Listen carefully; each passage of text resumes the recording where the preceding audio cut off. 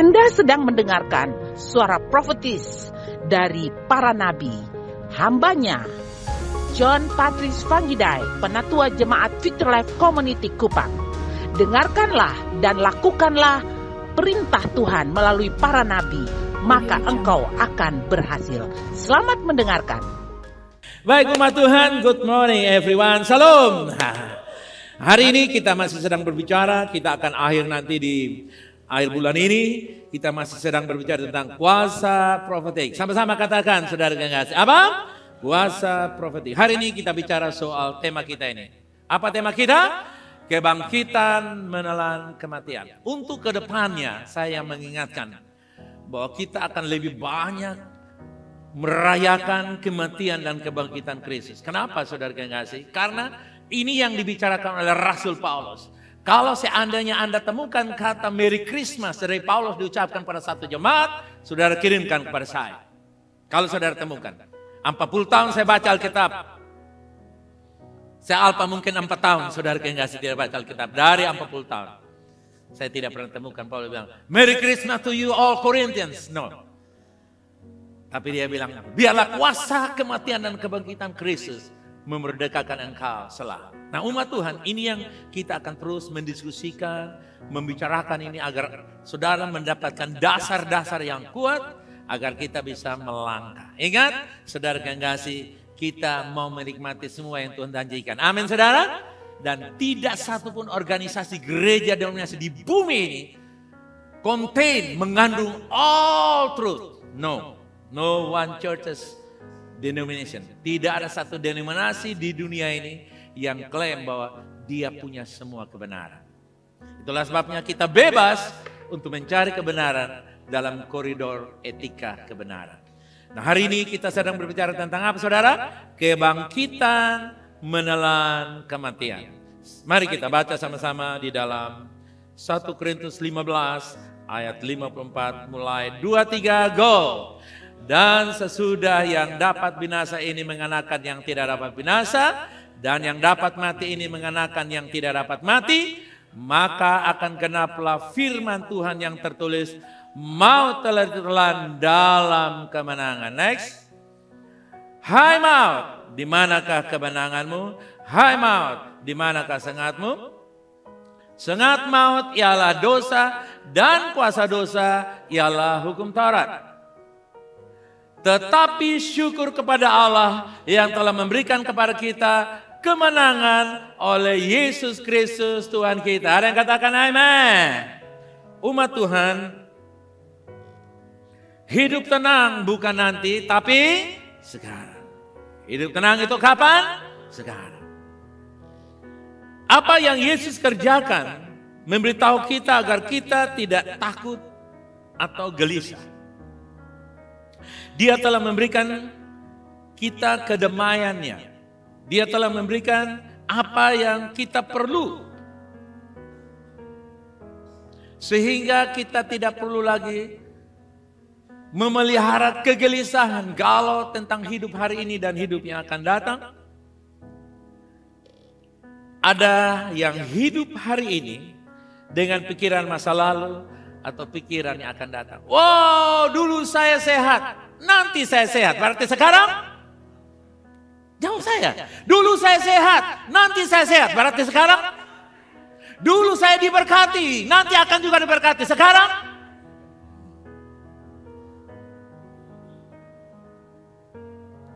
Tuhan kita adalah Allah masa kini, amen. Allah detik ini, our God is the second day, second moment. Detik-detik kehidupan kita. Bukan nanti atau dulu. Masa lalu telah berlalu dan kita tidak bisa rubah masa lalu yang terpuruk. Tapi masa lalu yang terpuruk tidak menentukan masa depan kita. Amen. Nah umat Tuhan, Keluaran 3:14 berkata begini. Bisa baca sama-sama depan? Tuhan bilang apa? I am is I am. Is adalah sebuah bentuk present tense.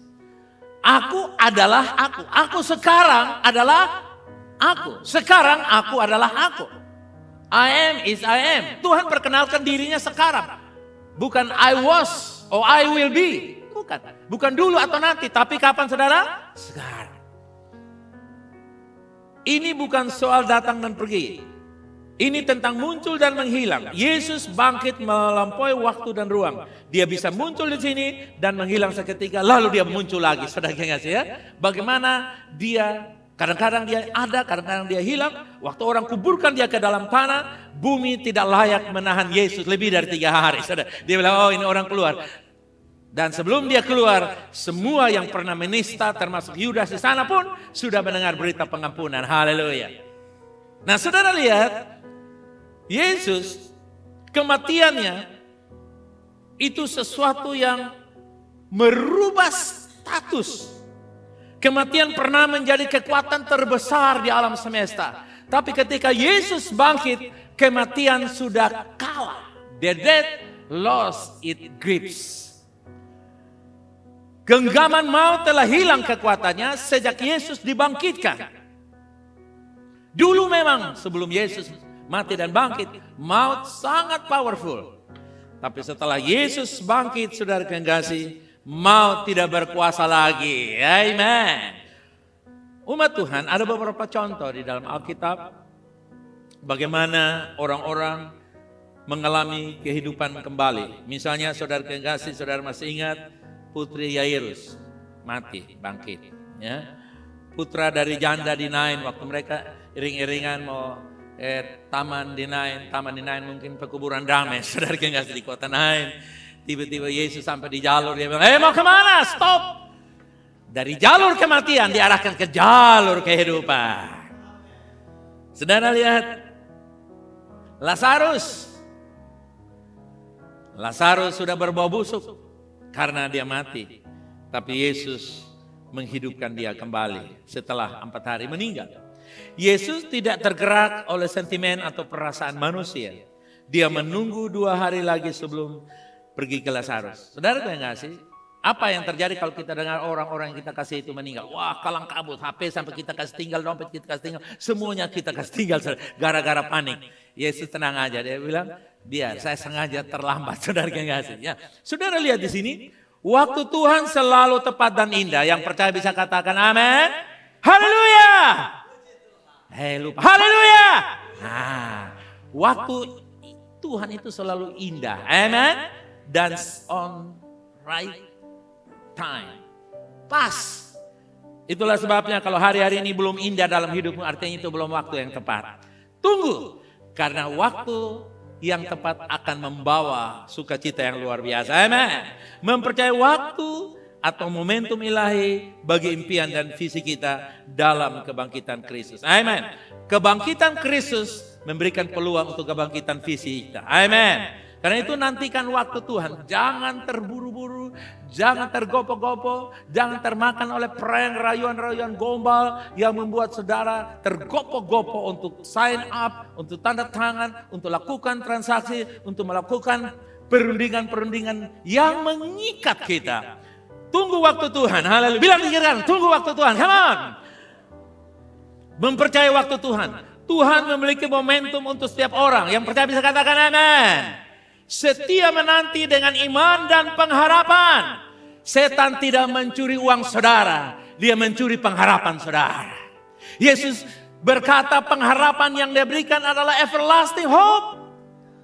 Pengharapan yang kekal. Setan tidak mencuri emas saudara. Setan tidak mencuri deposito saudara. Setan tidak mencuri properti saudara. Dia mencuri pengharapan. Karena pengharapan bisa menciptakan properti. Properti tidak akan menciptakan pengharapan. Ada banyak orang punya properti. Tapi dia hidup dalam rasa takut. Dalam semalam dia bisa kehilangan properti. Tapi dalam pengharapan, dalam sedetik kita bisa diberkati. Nah umat Tuhan, kematian mencoba mendatangi Yesus beberapa kali, namun tidak dapat menjemputnya sebelum waktunya. Di kayu salib Yesus berseru, bilang apa? Saudara masih ingat di salib dia bilang apa? Sudah selesai. Apa dia katakan? Sudah selesai.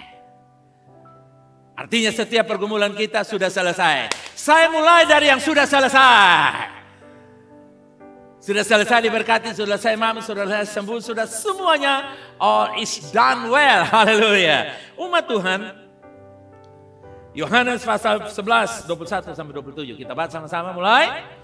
Maka kata Marta kepada Yesus, Tuhan, sekiranya Engkau ada di sini, saudaraku pasti tidak mati. Dengan kata lain, kau terlambat maka jadi mati. Ya kan? Next, kita lihat. Tetapi sekarang pun aku tahu bahwa Allah akan memberikan kepadamu segala sesuatu yang kau minta kepada. Sudah puji orang, sekarang angkat orang lagi. Next, kita lihat yang berikut. Kata Yesus kepada Marta, saudaramu akan bangkit. Haleluya. Bilang kiri kanan, aman-aman saja untuk kamu. Amen.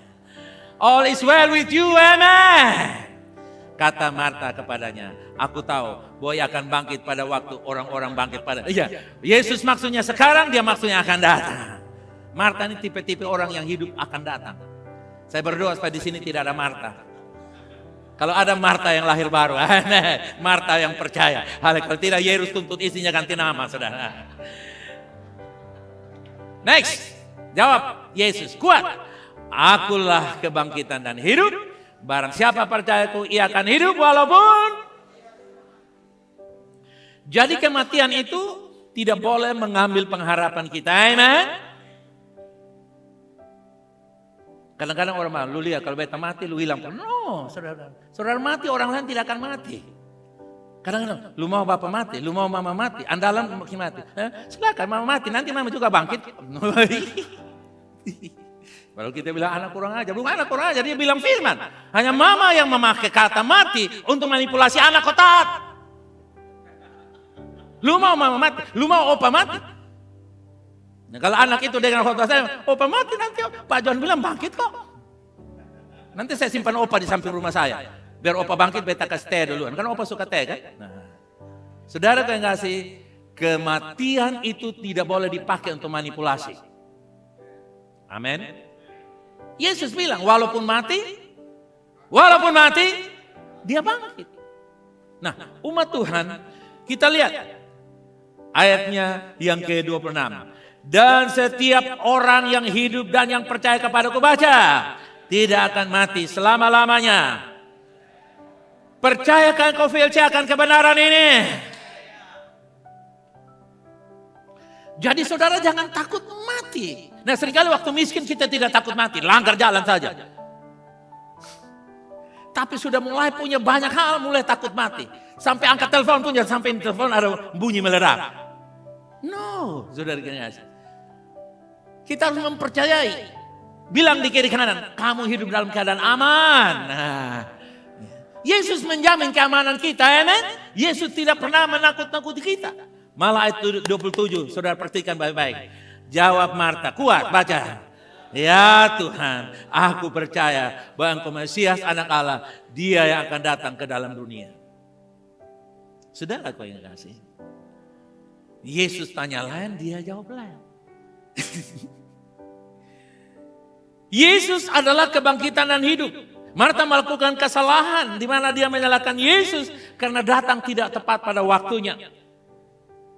Saudara yang saya percaya bahwa kita adalah generasi yang akan melihat kebenaran Tuhan total terjadi dalam hidup kita. Amen. Saya percaya berdasarkan waktu-waktu perhitungan kalender Ibrani, waktu kita ini sudah the end of the ends. Pada penghujung yang terakhir. Tidak terlalu lama. Mungkin cucu saya tidak menikah. Dan waktu mereka begitu singkat. Mungkin. Kenapa? Itulah sebabnya Yohanes mengingatkan kepada kita. Agar kita meresponi apa yang Tuhan mau hari ini. Haleluya. Yang lalu tidak boleh mengganjal kita. Yang akan datang akan memberikan motivasi hari ini. Kita berlari lebih cepat lagi. Umat Tuhan, dalam Yosua diilustrasikan sebuah kisah bagaimana tentang kematian dan kebangkitan. Dalam Yosua 3 mulai 3 dan 4, ia memberi perintah kepada bangsa itu katanya. Baca bersama saya 2, 3. Segera sesudah kamu melihat tabut perjanjian Tuhan Allahmu yang diangkat para imam yang memang suku Lewi, maka kamu harus juga berangkat dari tempatmu dan mengikutinya. Yang keempat, hanya antara kamu dan tabut itu harus ada jarak kira-kira 2000 hasta panjangnya janganlah mendekatinya. Maksudnya supaya kamu mengetahui jalan yang harus kamu tempuh, sebab jalan itu belum pernah kamu lalui dahulu. Umat Tuhan, 2000 hasta melambangkan 2000 tahun setelah Yesus masuk ke dalam kematian. Kematian Yesus sekitar 2 tahun 30-an, 34 Masehi. Sekarang 2025 Masehi. Kita punya kurun waktu yang tidak terlalu panjang. Ya, 10 tahun.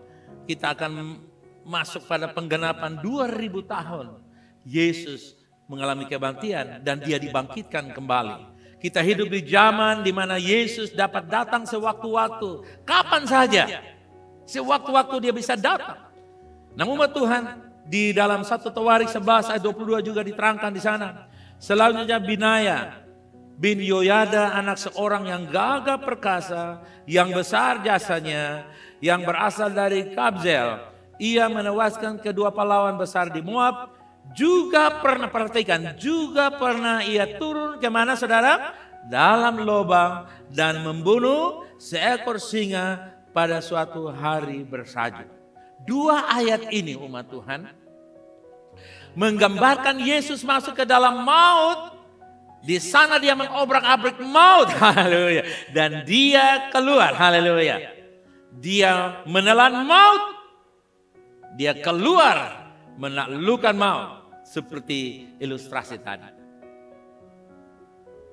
Pemberani itu turun ke dalam lubang lalu membunuh singa. Singa yang namanya maut. Waktu Yesus masuk ke bumi karena kematiannya, dia membereskan maut itu, saudara. Luar biasa. Saudara bangga dengan Yesus, amin? Ya. Umat Tuhan, maut mencoba untuk menelan Yesus, namun terjadi kebalikan. Maut yang ditelan oleh kebangkitan Yesus, amin. Dalam Yosua 3 ayat kita lihat 15 sampai 17. Segera sesudah para pengangkat tabut itu sampai ke sungai Yordan dan para imam mengangkat tabut itu mencelupkan kakinya ke dalam air. Baca bersama saya. Tetapi sungai Yordan itu sebab meluap sepanjang tepinya selama apa? Musim menuai. Next slide, kita lihat.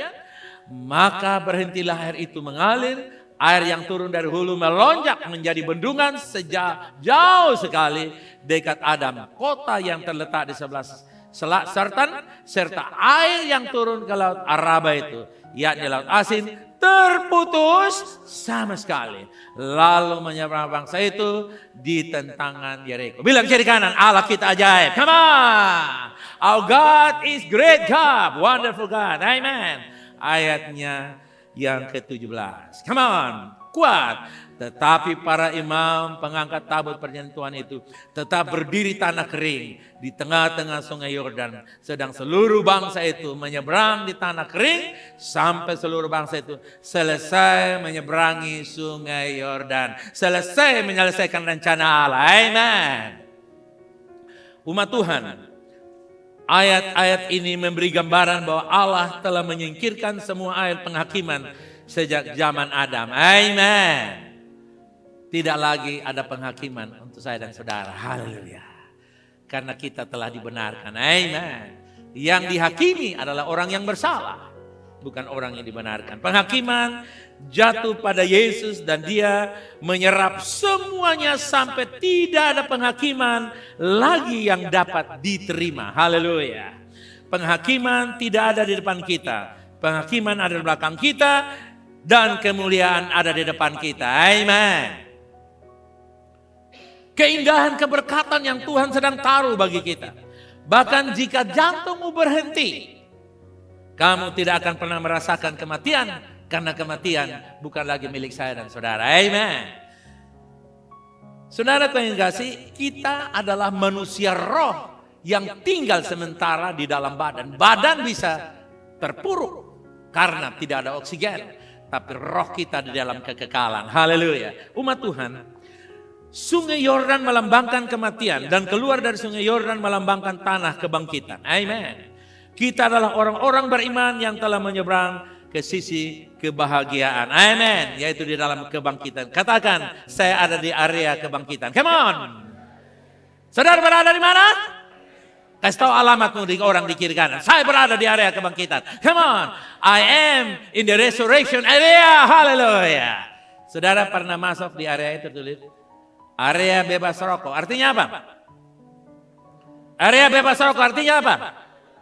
Sekarang kita masuk dalam area kebangkitan. Area kebangkitan artinya bebas dari maut. Amin. Saudaraku yang kasih, itulah alam kita. Alam kebangkitan. Come on.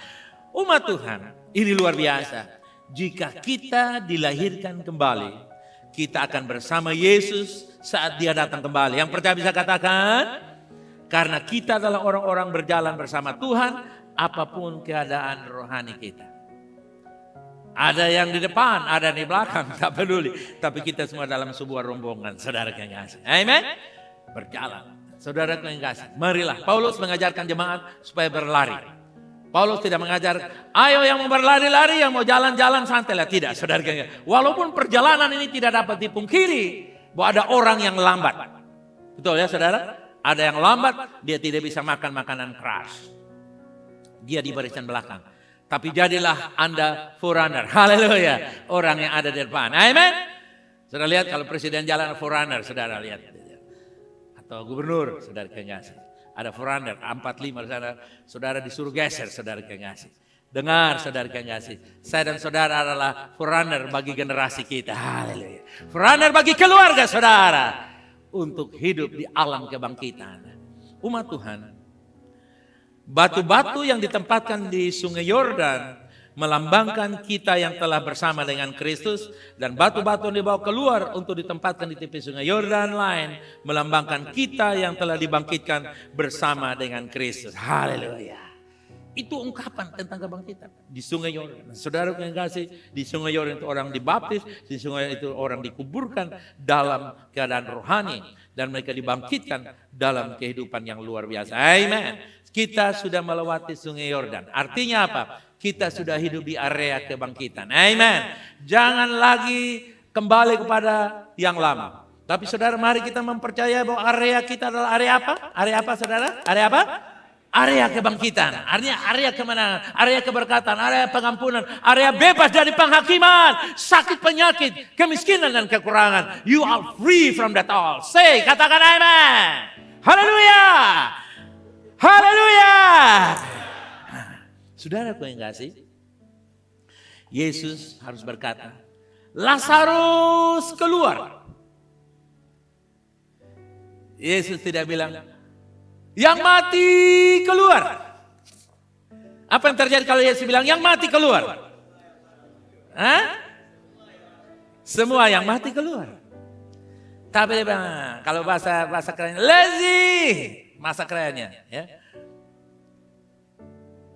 Kalau Petrus dia bilang, Peun, Lazarus lazy, go out. Lazarus keluarlah. Lazarus melompat. Saya yakin itu yang takut setan lari duluan, saudara.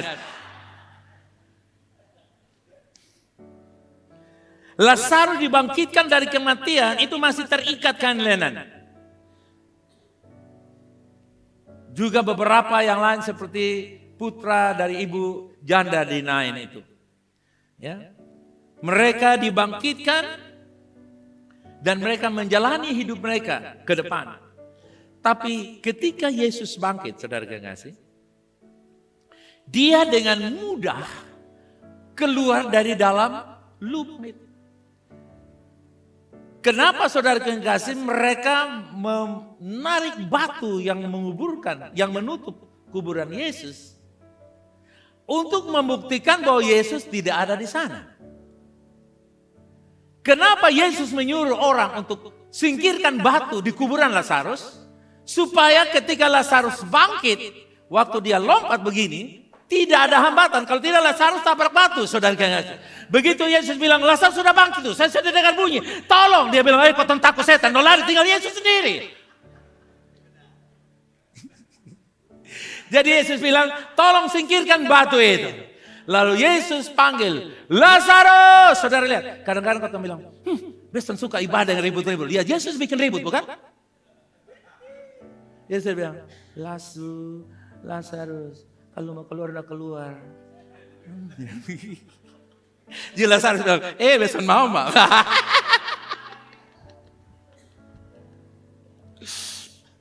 Saudara lihat Yesus bilang kiri kanan, ibadah kita ribut kayak Yesus. Kasih kiri kanan itu. Jadi kalau orang bilang ibadah ribut Pentakosta itu nanti sembarangan, Yesus itu ribut, saudara kasih. Saudara pernah lihat dia bikin ribut di Bait Allah? Dia datang, dia banting semua. Itu sekarang itu pujian, penyembahan, hancurkan sakit penyakit. Amin. Kalau orang bilang Yesus itu ibadah sopan santun, nggak ada begitu. Dia sopan santun dalam kebenaran, bukan bilang. Dia tuh tegas. Amin, saudara. Bahkan itu perempuan yang datang 18 tahun, dia bilang, lu gembala jemaat sini 18 tahun, orang bawa setan lu tahu. Oh, kok dia ada setan? Lu lihat di belakang. Dia bilang, angkat itu batu kasih keluar. Itu bongkok keluar setan, hilang dia lu lihat. Aduh, minta maaf, selama ini sudah gembala setan. 18 tahun gembala setan. Yesus hardik. Nah, saudara lihat, Alkitab menjelaskan bahwa kenapa Yesus itu tidak ada bantuan. Karena Yesus tidak perlu batu disingkirkan. Karena dia adalah kebangkitan dan hidup. Haleluya. Kalau Yesus mau menolong saudara, dia akan menolong saudara. Jangan curiga pertolongan Yesus. Amen. Karena dia sanggup membangkitkan dirinya sendiri. Waktu mereka mengeluarkan batu itu dari tutupannya. Ternyata mereka temukan sana kain lampin yang sudah Alkitab berkata sudah dilipat rapi. Sudah bilang kiri kanan, musuh sudah hancur di bawah kaki Yesus. Saya tahu di kiri kanan kan begitu. Musuh sudah dilipat-lipat. Saudara kalau jangan marah, saudara bilang berlipat selalu, begitu kan? Nah, Yesus sudah lipat musuh saudara. Haleluya!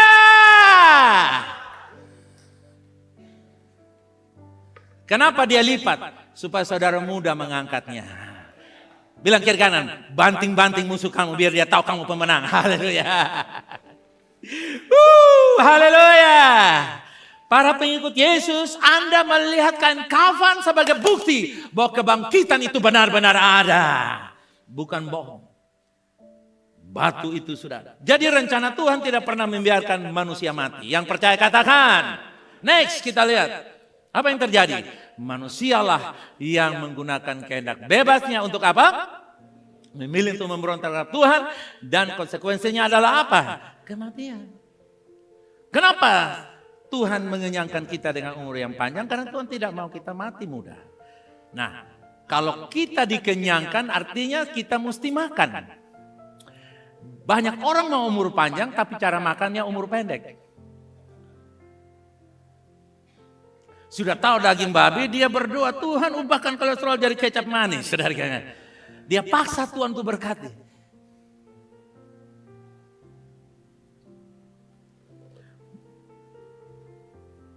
Halo. Halo. Salam.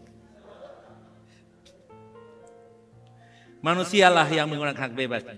Kematian datang karena seorang manusia Adam. Maka Tuhan Yesus datang sebagai Adam yang kedua atau Adam terakhir manusia untuk menaklukkan kematian dan membawanya kepada kebangkitan. Yang percaya bisa katakan amin? Saudaraku yang kasih, buka tangan saudara seperti ini. Katakan, saya menerima pengharapan yang kekal. Selama saya hidup di dunia ini, saya akan baik-baik saja. Saya akan menikmati kebaikan Tuhan. Saya membagikan kebaikan Tuhan. Haleluya. Saudara bilang puji Tuhan. Haleluya. Haleluya. Kasih pujian bagi Yesus.